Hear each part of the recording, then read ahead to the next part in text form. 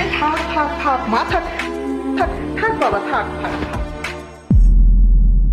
আসতে কোনো অসুবিধা হয়নি তো মা? না রে, কোনো অসুবিধা হয়নি বাবা। উমা বিয়াঞ্চে কেমন আছেন?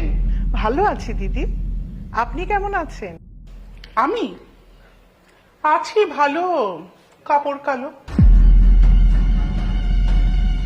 আমার কথা ছাড়ো। তো আপনি এত দূর থেকে এসেছেন, যান হাত মুখ ধুয়ে রেস্ট নিন। পূজা, যাও মাকে নিয়ে ঘরে যাও। চলো মা, তুমি ঘরে চলো। বাবু, তোমার শাশুড়ি আসবে কই? আমি জানতাম না তো। তুমি জানতে? আমি জানতাম মা। হে রাধা মাধব, তুমি বিচার করো, সবই তো দেখছো।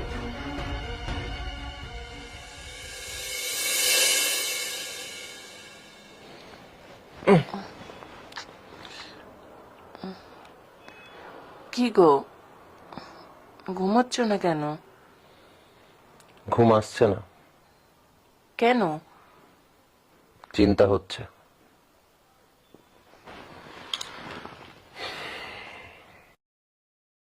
কিসের চিন্তা? ভাবছি তোমার মা আমার মা এক ঘরে শুয়েছে, কে কাকে কি বলে দেবে, কার কথায় কার খারাপ লেগে যাবে কি জানি। মানে আমার মাকে নিয়ে তোমার চিন্তা? বুঝেছি, আমার মা আসতেই তোমার চিন্তা শুরু হয়ে গেল। কেন, আমার মা কি তোমার মায়ের সাথে ঝগড়া করবে? তোমার মাকে নিয়ে কেন চিন্তা হবে, আমার মাকে নিয়েও চিন্তা হচ্ছে। শোনো, আমি না সব বুঝি যে তুমি কি বলতে চাইছো। আমি জানি আমার মায়ের জন্যই তোমার এত চিন্তা হচ্ছে। কি উল্টো পাল্টা বলছো? আমি উল্টোপাল্টা বলছি? হ্যাঁ, তুমি উল্টো পাল্টা বলছো।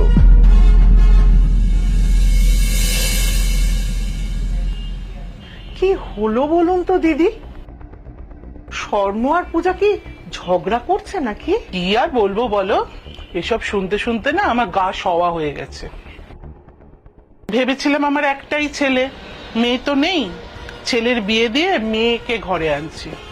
কিন্তু ছেলের বিয়ের পর এই যে আমার এই সংসারটা না, সংসার রইলো না, যুদ্ধক্ষেত্রে পরিণত হয়েছে জানো।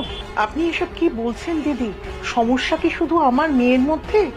আমি কিন্তু আমার মেয়েকে যথেষ্ট ভালো শিক্ষা দিয়েছি। আর তাছাড়া আমিও তো ভেবেছিলাম মেয়ের বিয়ে দিয়ে আমিও একটা ছেলে পাবো, সে আর পেলাম কই। থাক দিদি, কেমন শিক্ষা পেয়েছে সে দেখতেই পাচ্ছি। হয় মেয়ে গাধা, না হলে মা গাধা। দিদি, তুমি তো এখন শান্তিতে ঘুমোবে। আমার মায়ের নামে তোমার বলা হয়ে গেছে, এখন তুমি ঘুমোবে। ঘুমা। আর কি হয়েছে নাকি? সে তখন থেকে একই কথা বলে যাচ্ছ, বিরক্তিকর। হ্যাঁ?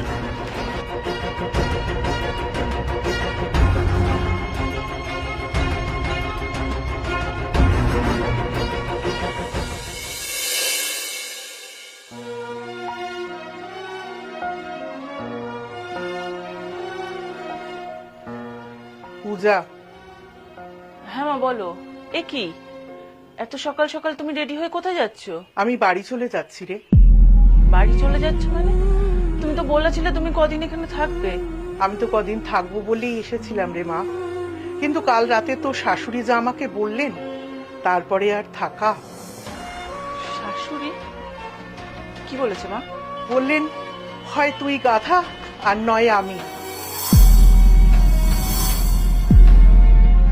আমি নাকি তোকে যথেষ্ট শিক্ষাই দিতে পারিনি। যাক, সাবধানে থাকিস রে মা, আমি এখন আসি কেমন? মা, মা।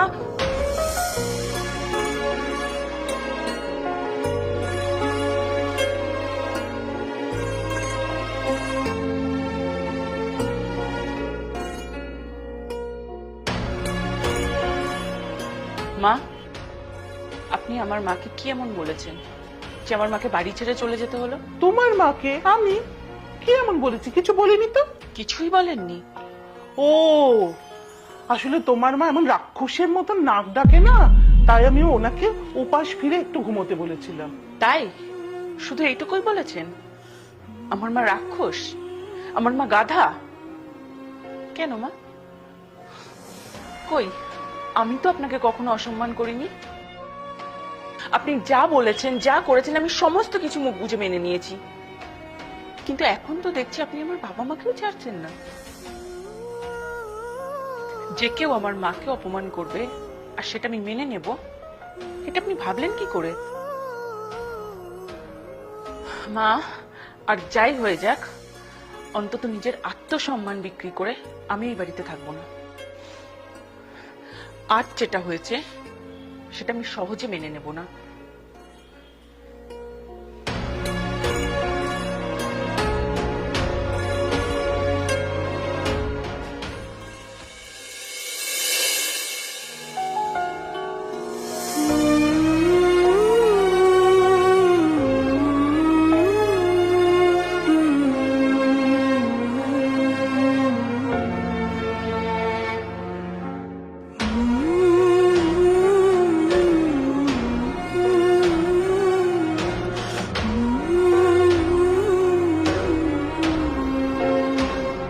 কি কি এভাবে বসে আছো কেন?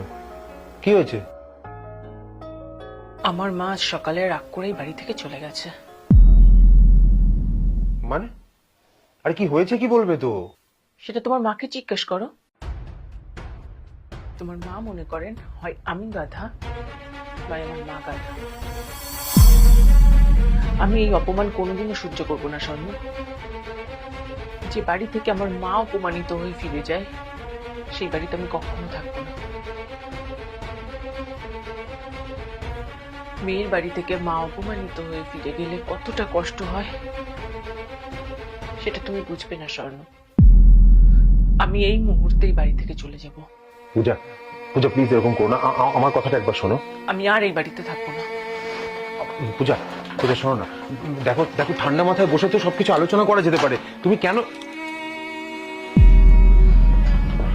পূজা, পূজা আমার কথাটা শোনো। পূজা,